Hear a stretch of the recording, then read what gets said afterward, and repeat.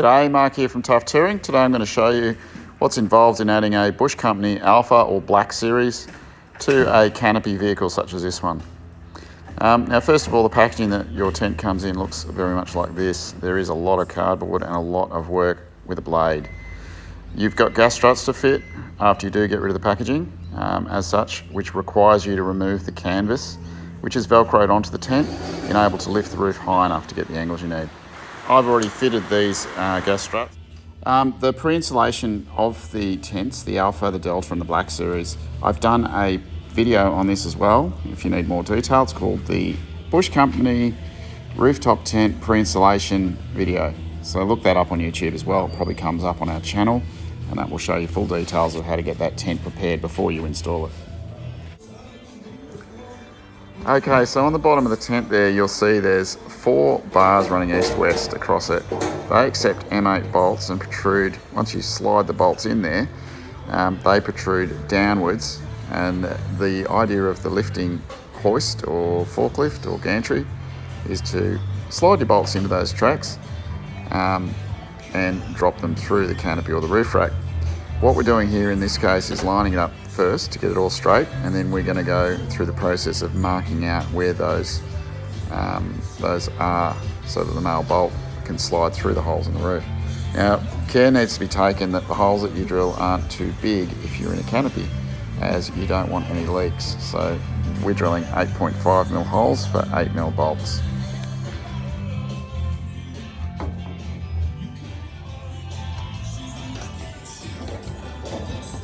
So marking out now, it ain't easy because you also can't see the rails. So you have to sort of lift the tent a bit, find the rails, because there's a nice piece of aluminium extrusion that covers the end. So you can see the rivets though.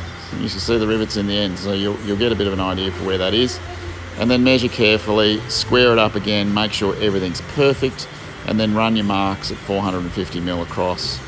I mean, you have to be millimetre precise on this, because if you drill oversized holes from your M8, say you go to 10mm instead of an 8mm, you're going to get leaks in your roof. And with a canopy, such as this one, which is perfectly flat, you certainly do not want water pouring off the tent onto the canopy lid and then ingressing inside the canopy. Now, we've got the other side in already. I did skip the video for getting the other 3 through the hole.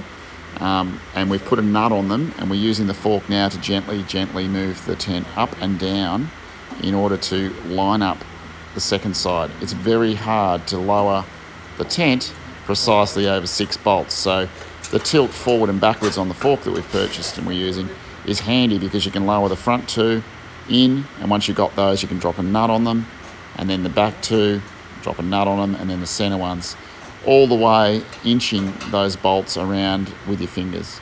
Now they also stick in that extrusion underneath, so tappy with a ruler, we try that, but it isn't easy. You really need to be able to lift it and lower it maybe 50 or 60 times to get those bolts to line up. If you can imagine trying to do that by hand, I would suggest that it is completely impossible. There may be other ways to do this, and by all means, please leave some comments if you think there is another way to do it, because we're all ears. Once you do get the bolts to line up, you need to lift them off again while they're perfectly lined up, and then start to cork your drilled holes as well and add sealant to that, and big washers on the bottom also with cork to prevent any sort of water ingress.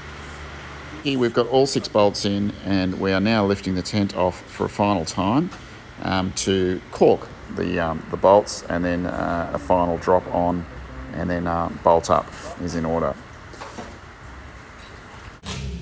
Now you could do the canopy installation with a Z-rail as well, which would lift the tent, I'm not sure, but 15-20mm probably, and allow you to get spanners under the edges. However, you still get your bolts and you still got to line them up. So we haven't included in this one because the install procedure would be much the same. However, yeah, you could definitely do that. Here's a bit of look at the final job complete, with the bolts dropped through both the roof and the load-bearing components of the canopy. You'll note that the bolts are black because of the Sika that's coated all over them.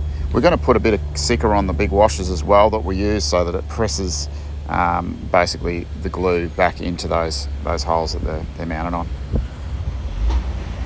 Would suggest that if you're going to do a canopy install like this with Z brackets or just a flush mount like this one, that you have a reaching forklift or gantry that allows accurate movements both forward, backwards, side to side, and also tilt. Or this job could take you quite a bit of effort. I think it's probably impossible without heavy duty machinery. As always, thanks for watching, and I hope you've enjoyed the video and it's helped some of you guys out there that are going to do this install first time off or first time round. Great tent, great install, nice to get them nice and low, and certainly gets you out there with a bit more comfort. Anyway, signing off again for now. Thanks. Bye, Mark from Tough Touring. Oh, I forgot to mention too, I'll leave you for some footage of the finished install. Because of the gull wing door on this one, we had to get the brackets for the tent to go up as well as out and up a bit to get around that door. So we made our own custom ones. We do these kits for a lot of tents now, probably 11 different tents. If you do have trouble with bracket systems for poleless awnings, that's a bit of a plug for us, but that's what we do. And yeah, look us up on toughtouring.com.au, soon to be on .com as well. Thanks for watching. Bye.